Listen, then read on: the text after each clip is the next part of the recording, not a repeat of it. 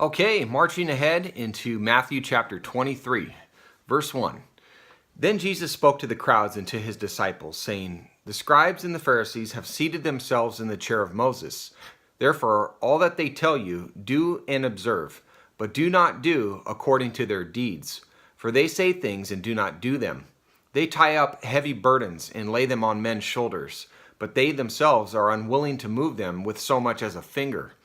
But they do all their deeds to be noticed by men. For they broaden their phylacteries and lengthen their tassels of their garments." Phylactery, again, is the leather prayer box that they would wear in their heads. We discussed this in Exodus.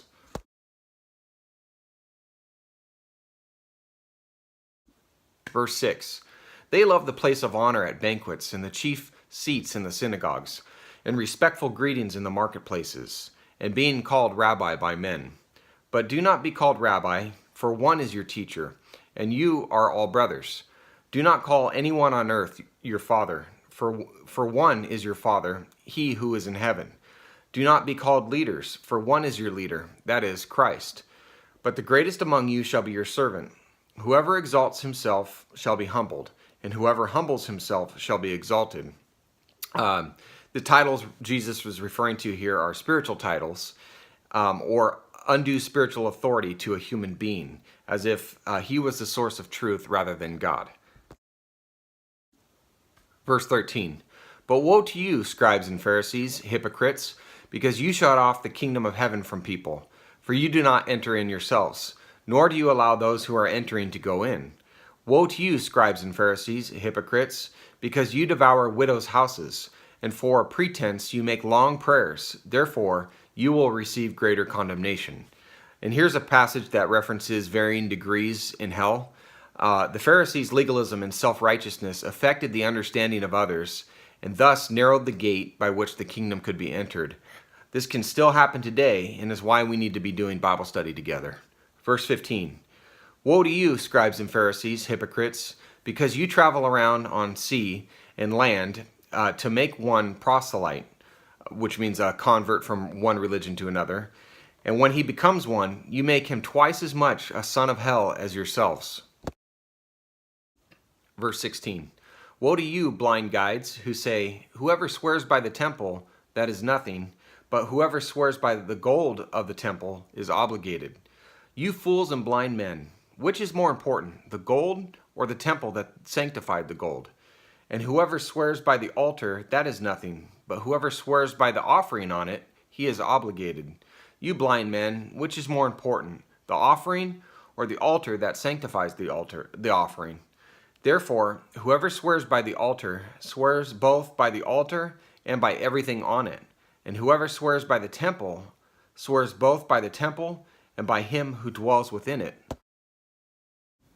And whoever swears by heaven swears both by the throne of God and by him who sits upon it. So again, as usual, the Pharisees' focus was off. Instead of everything going to and through God, they would shift the people's focus to material items. Verse 23. Woe to you, scribes and Pharisees, hypocrites, for you tithe mint and dill and cumin, and have neglected the weightier provisions of the law, justice and mercy and faithfulness. But these are the things you should have done without neglecting the others. You blind guides, who strain out a gnat and swallow a camel. Mint and dill and cumin were garden herbs, not really the kind of farm produce that the tithe was designated to cover, seen in Leviticus chapter 27, verse 30. But the Pharisees would weigh out a tenth of every herb, perhaps even counting individual dill seeds. Jesus' point, however, was not to condemn their observance of the law's fine points. The problem was that they neglected the weightier provisions of justice and mercy and faith, the moral principles underlying all the laws. They were satisfied with their focus on the incidentals and externals, but willfully resisted the spiritual meaning of the law. He told them they should have concentrated on those larger issues without neglecting the others. Verse 25.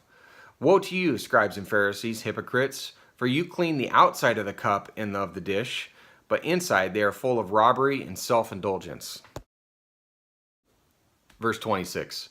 You blind Pharisee, first clean the inside of the cup and of the dish, so that the outside of it may become clean also. Woe to you, scribes and Pharisees, hypocrites, For you are like whitewashed tombs, which on the outside appear beautiful, but inside they are full of dead men's bones and all uncleanness. So you too outwardly appear righteous to men, but inwardly you are full of hypocrisy and lawlessness. Woe to you, scribes and Pharisees, hypocrites! For you build the tombs of the prophets and adorn the monuments of the righteous, and say, if we had been living in the days of our fathers, we would not have been partners with them in the shedding of the blood of the prophets. So you testify against yourselves that you are sons of those who murdered the prophets. Fill up, then, the measure of the guilt of your fathers. You serpents, you brood of vipers, how will you escape the sentence of hell? And again, for those that want to put on the earmuffs and try to ignore the existence of hell, that's like saying cars don't exist and walking out in the freeway. The final woe has to deal with them being quick to say that if they lived in the time of the prophets, they would never have been involved in shedding the blood of righteous men. Jesus knew they were already in the process of planning his death, but they would demonstrate they were just like the former generations who murdered the prophets. Verse 34, therefore, behold, I am sending you prophets and wise men and scribes. Some of them you will kill and crucify, and some of them you will scourge in your synagogues and persecute from city to city, so that upon you may fall the guilt of all the righteous bloodshed on earth, from the blood of righteous Abel to the blood of Zechariah, the son of Berechiah, whom you murdered between the temple and the altar. Verse 36, truly I say to you, all these things will come upon this generation.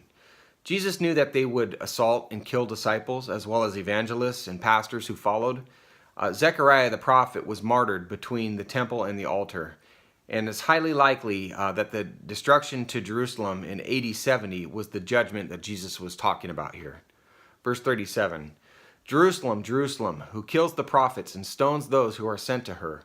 How often I wanted to gather your children together, the way a hen gathers her chicks under her wings, and you were unwilling. Behold, your house is being left to you desolate. For I say to you, from now on you will not see me until you say, blessed is he who comes in the name of the Lord. In my opinion, that will happen after the rapture of the church at the second coming of Christ, when he appears before Israel coming out of the clouds at the end of the tribulation period. And even though their rejection angered him, there was also a great sadness about the entire situation that Jesus wrestled with. Yet he knew that he came to restore them one day, as well as any on earth, really, who bow their knee to him. So, well, thank God for that, and thank you guys for being here. Looking forward to carrying on into Matthew chapter 24 tomorrow. Hope to see you then. God bless.